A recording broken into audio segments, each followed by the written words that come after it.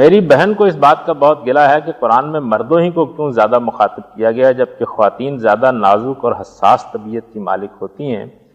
کیا انہیں دوم درجے کی مخلوق سمجھا جاتا ہے جبکہ ذہنی اعتبار اور جسمانی اعتبار دونوں سے وہ مردوں کی تمام ہے؟ کیا وہ اس بات کی حقدار نہیں ہے کہ ان کے صبر کے بدلے میں ملنے والی نعمت ان کو مخاطب کر کے بیان کی جائے جبکہ مردوں کے لیے جنت میں خاص مخلوق حوروں کا بھی تذکرہ ملتا ہے؟ بلکہ یہیں اکتفا نہیں کیا جاتا، بات یہاں تک پہنچتی ہے کہ ایک مرد کو کئی حوریں ملیں گی.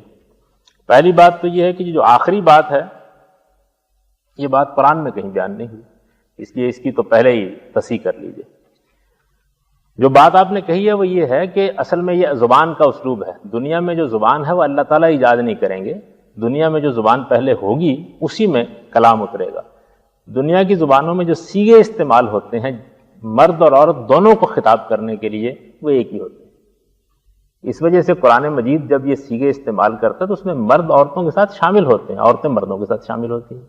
تو میں نے پچھلی دفعہ بھی عرض کیا تھا کہ بعض صحابیات کو بھی یہ خیال ہوا، تو قرآن مجید میں ہم یہ دیکھتے ہیں کہ پھر بعض جگہوں کے اوپر بہت صراحت کے ساتھ عورتوں اور مردوں کا ذکر ہوا.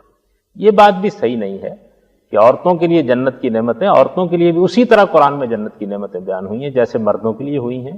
اور جہاں تک ازدواج کا تعلق ہے اس میں بھی یہ کہا گیا وَلَهُمْ أَزْوَاجٌ مُطَهَّرَةٌ، یعنی طرفین کے لیے پاکیزہ جوڑے ہوں گے. یہ بات کہ یہ کہا جائے کہ عورتوں کو وہاں 10 مرد ملیں گے، آپ خود سوچئے کہ یہ کوئی یعنی شائستہ اسلوب ہو سکتا تھا جس کو بیان کیا جائے؟ تو یہ ناموزوں بات ہے. میرا تو خیال یہ ہے کہ ہماری بہنوں کو شکر کرنا چاہیے کہ اللہ تعالیٰ نے بہت خوبصورتی کے ساتھ ساری بات بیان کر دی ایک جملے میں، لہم ازواج مطہرہ، ان کے لیے پاکیزہ جوڑے ہوں گے، بس کافی ہے. مردوں کو بھی اتنی بات ہی کہی گئی ہے. یہ جو تعداد گننے کا عمل کرتے ہیں بعض لوگ، یہ کس سے کہانی ہے 70 80 90، بعض لوگوں کی اس پہ اکتفا نہیں ہوتا 700 800. قرآن میں ایسی کوئی بات نہیں.